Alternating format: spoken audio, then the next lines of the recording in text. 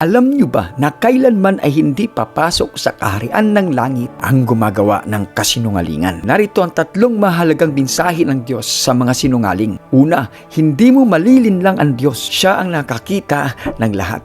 Galatians 6 verse 7, huwag ninyong dayain ang Panginoong Diyos. Ang lahat ng itinanim ng tao ay siya rin ang aanihin. Kahit na perpekto ang pagsisinungaling mo, hindi ka makakalusot sa Diyos. Dahil ang bawat lihim ay mahahayag sa tamang panahon. Pangalawa, ang kasinungalingan ay hahantong sa kamatayan. Kawikaan 19 verse 9, ang sinungaling ay walang patutunguhan kundi kapahamakan. Ang pagsisinungaling ay parang kanser yan. Unti-unting sumisira sa iyo, sa tiwala ng iba sa iyo, sa sarili mong dangal at sa relasyon mo sa Diyos. Pangatlo, handa kang patawarin ng Diyos kung ikaw ay magsisisi. 1 John 1 verse 9, kung ipapahayag natin ang ating mga kasalanan, tapat at matuwid ang Diyos na tayo'y patatawarin. Humingi ka ng tawad sa Diyos at sa mga taong idinamay mo. Itigil mo na ang pagsisinungaling mo na nakakasira ng ibang tao at simulan mong maging matapat. Kaibigan, alam kong mahirap ang magsabi ng totoo, ngunit mas mapait ang bunga ng pagsisinungaling.